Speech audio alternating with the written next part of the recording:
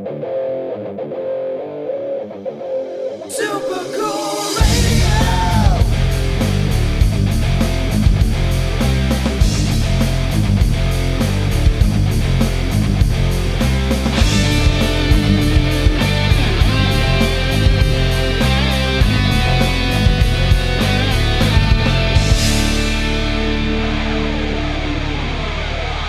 Hey everyone, before we jump into the show, I want to tell you about our merch store on Threadless. Shop a wide variety of logos with multiple colors and sizes available for each design. Your support is greatly appreciated and helps us continue to make killer content like this episode. Please visit supercoolradio.threadless.com or the link in the description to shop now.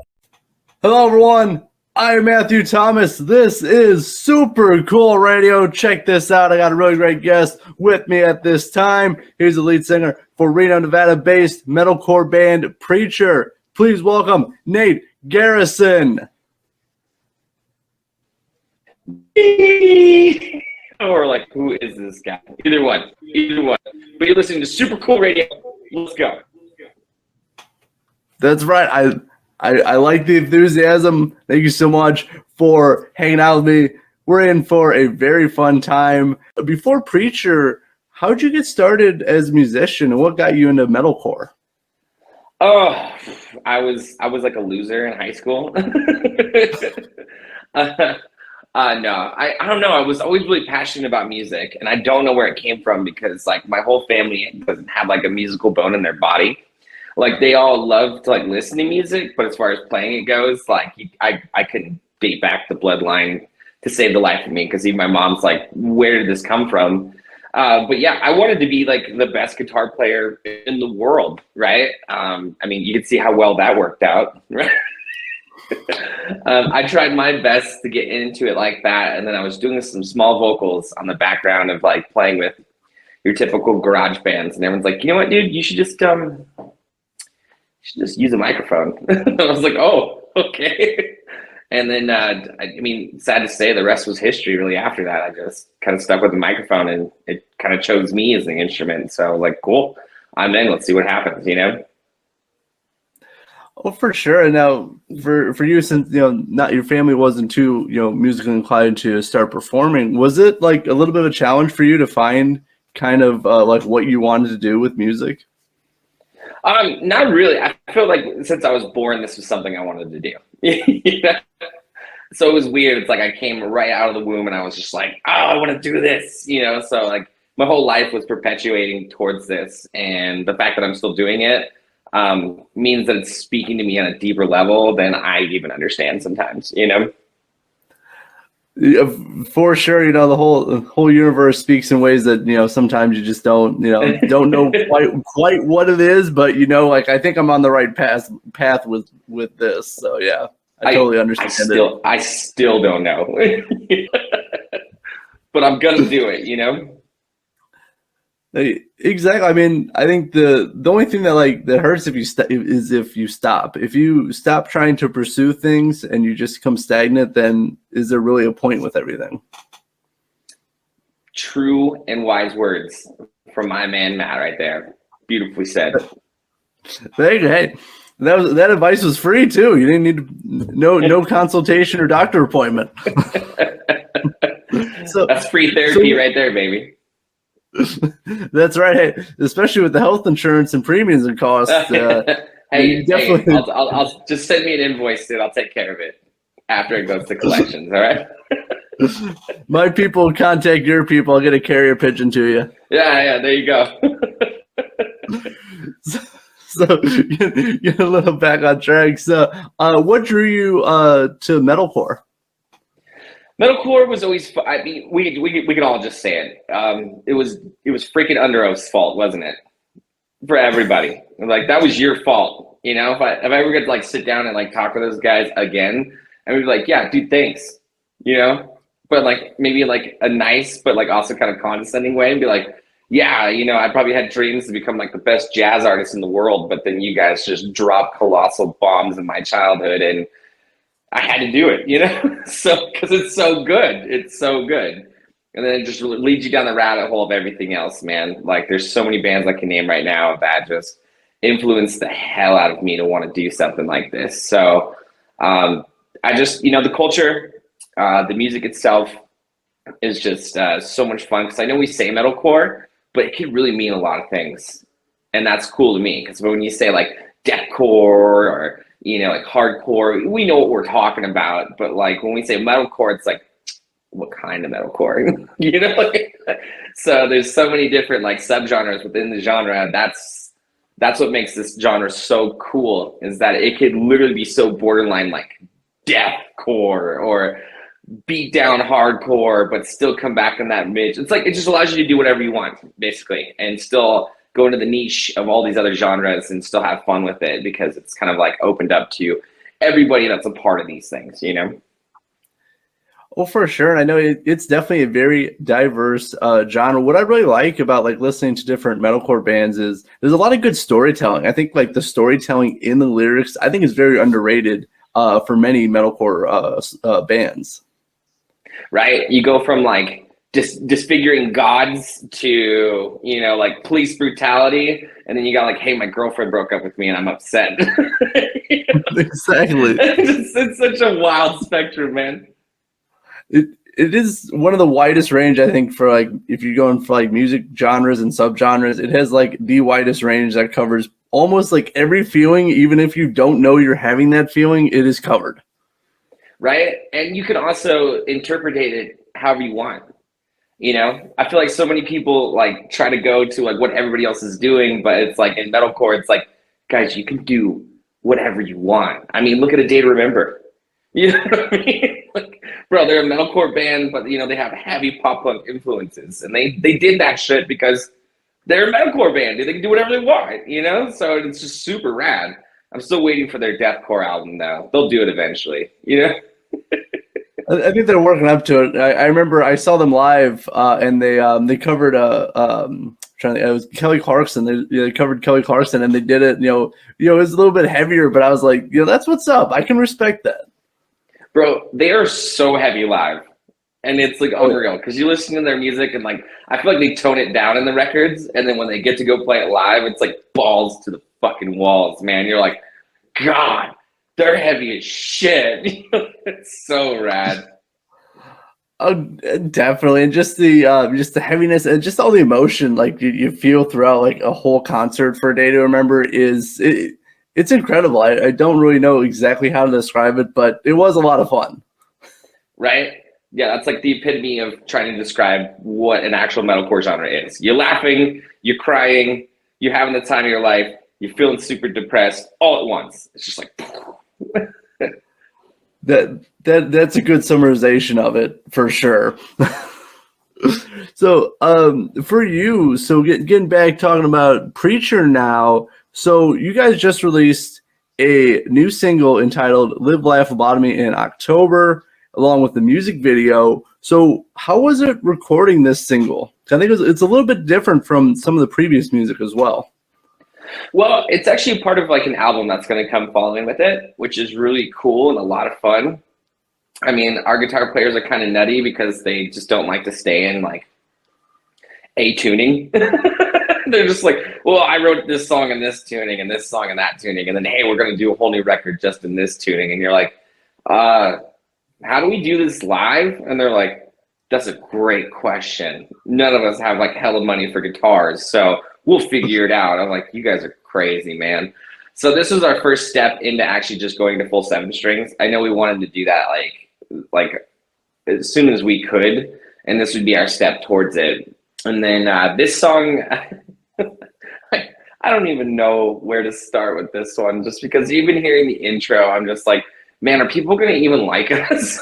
Because it's like this dancey, groovy beat and stuff, but we all were just like, it has to be there. Like this song like fits itself, and it kind of wrote itself within that type of thing. And that's when we all kind of looked at each other and were like, man, when we said we like to do whatever we want, I didn't know we actually we're like, dude, we're going to do whatever we want as far as the music goes. So it's very exciting because like to give that piece of music out of what we've written for all around it and everything, you would think that all the other music might either be the same or get very far away from it, but it actually all complements each other, which is really cool. So I'm very excited that this is like the lunging song that we introduced the new album with. And everyone's just, so like, there's so many more treats to give, you know, like, so if I could put it, it's like when Violet chewed on that piece of bubble gum in Willy Wonka. Right, she's having breakfast, lunch, and then dinner, and then blows up into like a giant, you know, blueberry. That's this record. Yeah, it's a very unique way of describing it, but I very much enjoy Live Laugh Lobotomy. I think it. I don't know if is groovecore a subgenre. If so, that's what I would call it. It is now. All right. That's another thing I've been liking a lot too, because I know we are definitely like. Flagshipping a different tone to bring to metalcore. I know we're metalcore, but I know that we're like one of those, it's like, well, you're like more like a preacher metalcore band. Like that's what's going to start happening. And I'm like loving every minute of it, because like even listening back to our discography, it's like you can't put a finger on us, because we're just like, well, let's do this or let's do that, or that sounds really cool and this is really fun. So we don't limit ourselves to any boundaries or anything really. And I think that's like the beauty of art and music, is that you don't have to limit yourself. You can do whatever's in your head that you can produce out in the world, you can do it. Like there's really no rules like, oh, I have to be, you know, just a deathcore band, or I just have to be a metal band or a rock band or whatever. There's artists, you know, flipping genres and stuff. I think it's cool. I think it's unique, and I think it keeps like people who listen to music just, you know, fresh, and it keeps them on their toes with it. Yes, but you also see a lot of like, you know, people that had to die on the hill of what they like started with genre-wise, you know, and then they started to like want to drift into something else because they were having fun with it, or it was their new passion and everything like that. And then their fans were like, you know, and you see them just like get dissipating. You're like, oh, that's so brutal, bro. And it's like, I get it. So I think even just starting this project alone, we were going to do whatever the hell we want. And hopefully we just build a fan base around it, because everybody knows that anything that we're going to give them is going to be either way different or right on the money of what we already produced. So it's like, you can't be disappointed listening, basically, because you're like, I have no idea what these guys are going to come out with next, you know? Oh, Devin, that is very true, and I'm definitely I look forward to seeing where you guys progress from here, because obviously you change. You know, the style is a little bit different, obviously, compared to your other styles that you guys have incorporated. But I really like the kind of like the groove elements and the dancey elements in there, where I think it had like a really solid groove throughout the whole song. I was like, I'm really digging the little like nuances and the grooves in it. Well, thank you. Yeah, it's just like to follow the line with like a dance beat, but like bring it and make it metal, but not like what we're used to, you know, like who would be the best band to say this with? I don't know, like Breathe Carolina, right?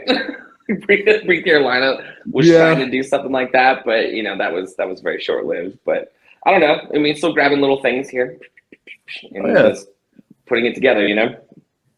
Oh, for sure. And again, then kind of going with, you know, what I just said, you know, a few minutes ago with, you know, doing, you know, kind of the art the way that you want to do it. And you did have a good point about there were a lot of artists who, you know, either died on that hill of, you know, completely changing a lot of different genres, or they kind of evolved to it, but then like people realized like, hey, wait a minute, this is a different sound than the last couple albums, and they kind of didn't realize the progression of the band. It is very interesting. I think people like the familiar stuff, but also at the same time, you have to keep kind of reinventing yourself to continue progressing into a different sound as well. There's a fine line, and sometimes fans don't react a lot, you know, the finest of lines, bro. You're either pigeonholed or you get to be lucky enough, like Thrice. Thrice was like, you know what? We're stopping here and we're going in this direction. And then Bring the Horizon was like, dudes, this is what we're doing from here on out, you know, and everyone's like, we love you still. But everybody else, very, very rough time. Like, look at Parkway Drive right now. I just feel so bad because the fan base is like, what the fuck? You know? And I'm like, Parkway Drive, just give them a break, man. Those guys are animals. You know? That one I think was a little like sometimes some bands you can kind of see like, okay, they incorporated some different elements and they changed the style on this one song. Parkway Drive kind of just went, here's a new album. It is completely different for everything. Enjoy. And I think people didn't like the suddenness of that. Oh, they didn't ease into it at all. I mean, like, we got enough of it on IRE, right? And then they just dropped this next one, and it's like, bro, you should have just gave us Horizons 2 and just, like, blown your fans' fucking minds. You know what I mean? But then again, I understand it's a musician's preference. You know, you got to enjoy what you play, or else you'll fucking die, man. You know? That is true. That is true. But I mean, again, it goes along with the beauty and also the kind of pitfalls in music is, hey, I can do whatever I want, and then fans go, well, no, I didn't like that, so you can't do whatever you want, but you kind of can at the same time. It is very complicated mess most of the time too. Definitely, especially when bands discover you, right? They're like, well, I really like this album, and then they come to see you, and you're like, what the fuck am I listening to? I love when that happens, man. That is a very, very good analogy too with that. Yes. I mean, it's kind of funny. I mean, at least like you're not doing like, hey, here's a metalcore album, but then we're playing acoustic guitar on stage. You know, you're not doing like that drastic of a change. Yeah. No, so you'll at least get subtlety from us. But, you know, I also think we're also that band that will get down the road where you're like, okay, you guys are changing it up. And then we'll be like, blam, like that record that you really liked from us. We'll just be like, we revisited like that kind of tone and stuff because we like to, like, we need to do another record like that. That'd be a lot of fun, you know, and we bring out the dynamics of it and still give it back to you, you know. So always keep you on your toes. And that's what I really like about you guys. But also something really cool that I very much enjoyed from you guys was the music video for the new single. I thought it looked like a lot of fun. So how was it filming the music video, and how did you develop like the concept for it? Well, it was my acting debut. Oh, right. Nice. Trust me, I usually like to bring in like actual like models or actors or placeholders and stuff like that. So, but with the limited time that we had, we didn't have any time to hit up like a friend or somebody we know that like can nail a role or anything like that. So we were just kind of guns to the wind, like, how are we going to pull this off? And they're like, well, you're going to have to do it. And I'm like, okay, cool, I'm in. You know, so we kind of gave it a shot, and I was very excited about it. And because we literally got a call from our manager like on our way back from Blue Ridge, and the minute we pulled into town, I slept. I woke up the next day, picked up our videographer Blake, and then we started hashing out like, what we were even going to do with this music video. The first thing we thought of, we were like, oh, dude, we'll just shoot it in our tour bus. And they were like, that's great. Then what? And you're like, oh, yeah, no, you're right. We need some stuff to go along with this, you know? So me and Blake really just like we're smashing each other, like against each other's heads all freaking night, like just trying to write stuff down and get it down. So the whole concept and everything, which there will be a part 2, which is really cool. I didn't know like how that would unfold, but that's coming soon. So it all just came together super quick and a lot of fun. And by the time, like, because me and Blake were really exhausted because he was on tour too with another band called Avoid. And so like we were all just kind of getting back into town from touring. We're like looking at each other drooling to try to get this done, but we did. And after seeing it, we're like, holy shit, we really were on our game, you know, trying to get this done, because by the end of it, we're like, well, we shot it. I don't know what we did, but here you go home with all this stuff. And then you sent us back renders, and we're like, this is incredible. So to this day, not just because I'm acting in it, but it is one of my favorite videos we've ever done. Oh, I really like the story, the idea, and the different kind of uniqueness. Like, you know, shooting in a bus. I know that was, you know, kind of more on, you know, sometime out of necessity, but also out of what you had practicality as well. But I thought it was cool. I thought it was something different. You don't see many music videos like that. The fun fact that it was shot during the day and during the nighttime, but it looks dark at all times. So when people were asking us like, what was it like shooting in the actual bus itself? I was like, it was hot, bro. It was so hot because like we tried to go to an extended period of time, right? And like sometimes you just can't get stuff out of people when you're filming them. So like the band members were just juiced because we all just got home. So we realized that we had to kind of cut the line at certain parts, but like the stuff we needed to shoot had to be in the dark. So we had to go buy like giant plastic, like black plastic wrap and like cover the entire bus. So some of those shots that you see is not during the nighttime. It was during like the day, and it was like 80 degrees outside in black plastic wrap in our tiny little bus. So to like try to not look like we were just profusely sweating our freaking faces off, like it was a huge challenge, but really fun stuff on the back end that you remember. You're like, oh, we had to do all that to make this work, you know? So I'm a huge, buff when it comes to that, even watching films. I'm like, man, I wonder how they made that scene, you know? So there's a lot of cool little nuances like that throughout the video that you couldn't even tell, you know? Oh, for sure. And I know there's a ton of stuff. This is one of my favorite parts of like watching a movie too, is like there's so much stuff that goes on behind the scenes and so much stuff you wouldn't even really think of, like buying, tons of black plastic wrap to wrap around the bus. Which, do you know how much you had to get to do that? No, I just grabbed a ton because we were late. Me and Blake. So Blake's the director and I was like the stagehand and like co-directing with him. And because usually that's what happens when you're balling on a budget as a band. You don't get like the full treatment where like you have runners, stagehands, grips, everybody like kind of staging it for you, and then the band gets like put in and like take the band out. With us, we're so hands-on. It's like, okay, we're really running everything behind the scenes while our buddy's directing and filming everything. And so me and Blake are pretty much late every time. I don't know what it is, but it's like we're either grabbing stuff last minute. Or maybe, I was like, oh, dude, he's going to need a coffee or something because we need to keep him up because it's 3 a.m. And if you're on our watch, just know that we're going to be 10 to 30 minutes late. And then while we're doing that, we're just making the most obscene decisions because it's like, well, how much bus do you think we need? I'm like, I don't know, but we're 30 minutes late. So just throw a bunch of shit in the cart and let's rock, So we always end up like at the end of our music videos, like, where did we get all this shit? But we don't save the receipts for anything because we were going so fast. And it's like, okay, great. So now my garage is just full of stuff that you can use for music videos if you need to. Well, at least you have a nice selection of stuff that you might need for upcoming music videos. Maybe. I don't know. Maybe we can't use it ever again. But if any of our friends are like, hey, we need some black plastic, I got plenty, bro. I got a whole football field. We're good. Yeah, pretty much. So, but also, you did mention before we start talking about the music video, which, by the way, I will drop a music video link for Live Laugh Bomb in the description of the podcast. Make sure to check it out. You get to see, now you heard all behind the scenes, so now you get to see the finished product. But you did talk about performing at Blue Ridge this year. How was that experience? Unlike anything I could ever imagine. It felt like that's what I've wanted to do my entire life. You know what I mean? It was super cool. It was super humbling. Like I know a lot of bands would take those type of opportunities and go home and like kind of hang up the hat a little bit, It made us come back like really hungry, to do more or want to do bigger things. And I would say the best part about that was actually getting to rub shoulders with bands that we actually looked up to.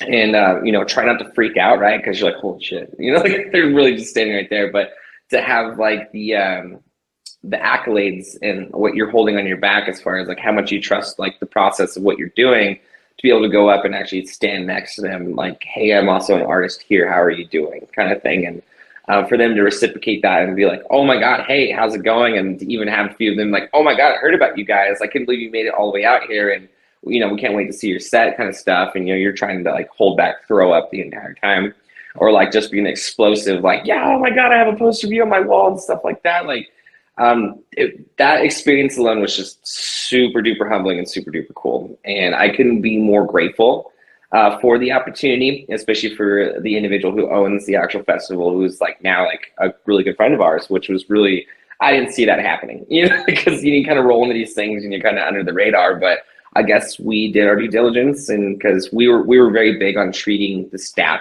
like they were in our whole entire like unit, right? So because everywhere we were handing out our extra waters to security.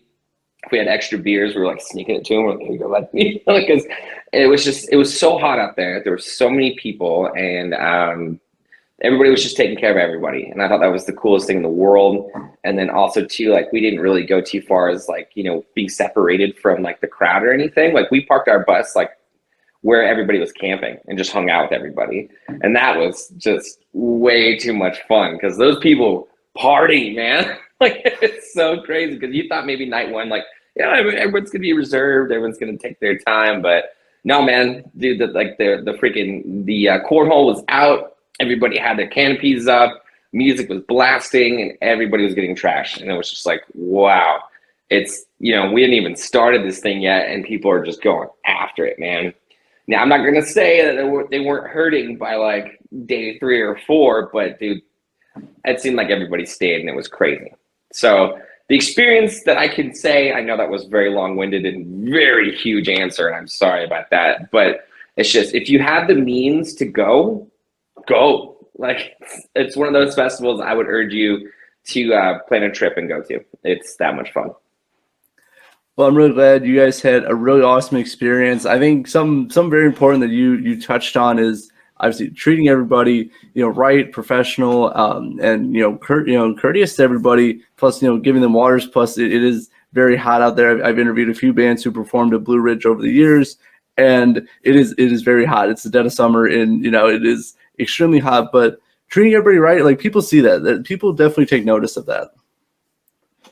Yeah, because it was like after we started handing out waters and people started getting to know us as we were like walking like backstage and going everywhere, and then after catching our set and everything, we started noticing like the golf carts were pulling up to us more and asking us if we want rides, or we'd go to catering and they would give us seconds, stuff like that. We were like, dude, that's so cool, because it wasn't like we were trying. That's just the kind of guys we are. We didn't think like, hey, if we do this, we'll get this in return. We were just like, dude, you look like you're about to fucking pass out. Here, we got all this extra water, bro. Or here, dude, give me your shirt. I'll stand here for a minute. Go fucking sit down for a second, So it was just like our kind of like how we treat our team and each other in general. We were just kind of passing it along. So, and what we were starting realizing is that like all the other bands that are doing this at a very high level than us are pretty much doing the same thing, which is really cool. Oh, definitely. And that's how it should be. For all the bands and for all the staff and organizers, everything. That's how it should be. That's how a music scene grows. That's how people come together. That's how people make connections. So I'm glad you guys, obviously had a really great time with that. Plus, that it was nice for everybody involved with it as well. Yes, very little injuries, which was immaculate. That's a good thing. Because if you've seen that crowd out there for Gojira, whoa, buddy. Yeah. I've never seen that big of a crowd. It was very intimidating. I was like, where do I go if anything happens? Because I definitely can't get out right here. There's no way. Definitely. Like a small city just staring at you, and you're like, oh shit, Oh, for sure. I'm glad minimal injuries with everything. People were taken care of. Now, as I'm wrapping up this interview, I got a couple things for you. What's the plans for Preacher for the next year, 2023? We're already at the end of December, close to the end of December. 2023 is around the corner. What's the plan for Preacher? We're coming bigger, faster, and harder. That sounded really inappropriate. we won't take that out of context. But we are ready to rise to the occasion. You know what I mean? I've seen what this last year did for us, which is really crazy to think that not even last year, like just this year in general, we went from like DIY booking like our shows to like overnight, like getting a team that now like we all work together and like pushing this even further. And that literally happened in like 6-7 months of us just playing shows that we booked ourselves, which is so crazy to me. And now it's like we were halfway through November, almost into December, and we're like, what do you mean like half of 2023 is already booked out? They're like, yeah, we need you to confirm this, and this. We're like, dude, it's so crazy how these things can just turn overnight if you're doing the right things and putting in the work. So our biggest thing is that if we do come back to your city and you've already seen us, that we're going to give you an even bigger and badder show. And we hope you like the new music because we are constantly in the studio. So I'm hoping we can finally be that band that can actually rise to the occasion of how much people like taking content nowadays and just kind of get bored with it and throw it out. I'm hoping we can actually rise to that occasion and be that band for you guys where it's like, oh man, they're releasing music like, so often, but I like it, instead of like, oh, this kind of sounds the same, or this is kind of burning me out. I don't want to. I want you to be like, oh, there's more. Oh, there's more. Wait, there's still more. Fuck yeah, let's just keep this going. So hopefully we can achieve that in 2023 for everybody. Well, right on. I do hope you guys have a great 2023. You guys are constantly grinding, and you guys are just constantly building with everything. So I definitely look forward to seeing what you guys have in store for next year. Hell yeah. And where are you at? South Bend, Indiana. Oh, shit. South Bend? Oh, cool. Yeah. Dude, we're going to have to come by. I know Okay. we're trying to tour up like East Coast and stuff and like Midwest next year. So, dude, if we're in your neck of the woods, please come through and hang out with me. I definitely will, man, for sure. But as I'm wrapping this up, if anyone's interested, where can they find Preacher online? The best place to go is directly to our website. It is www.preachernv for Nevada, so NancyVictor.com. And then you'll see right on there where you can get merchandise online from us. So please buy whatever you want. It's very cool stuff, and there'll be more coming soon. And then also it has all of our links to like our YouTube, Twitter, Instagram, Facebook, everywhere you can find us to keep up to date. And then don't be afraid to reach out to us personally, because you can find us on there too. And we're very nice guys. So reach out if you have any more questions that you're not hearing on a podcast or anything, or if you're at a show, come give us hugs or come hang out with us. We're not ones to be in the green room. So. Well, right on. I will drop a link for the website in the description as well, along with the music video for Live Laugh Lobotomy. Nate, I had a fantastic time hanging out with you here on Super Cool Thank Radio. you. Dude, we're sending it off. Dude, happy freaking New Year, man. That's Well, right. I mean, there's a minute, but only like what 20 or so days. So now, yeah. I hope you have a great New Year, and I definitely look forward to seeing new music from Preacher, and of course, I look forward to seeing you guys live as well. But Nate, thank you so much for stopping by here on Super Cool Radio. Matt, you're the man, and everybody like and subscribe to Super Cool Radio. If you don't, I'm coming to your house personally and doing it on your computer. Boom. That's right. We'll find out where you live. Anyway, that sounded mildly threatening. I'm sorry if that came off. That is a threat. That's 100% a threat. Well, I think we're gonna wrap this up before I make any more possibly mild possible threats. Anyway, for Nate Garrison of Preacher, I'm your host as always, Matthew Thomas. Thank you so much for watching. Listen to Super Cool Radio, and remember, stay frosty. Love you guys.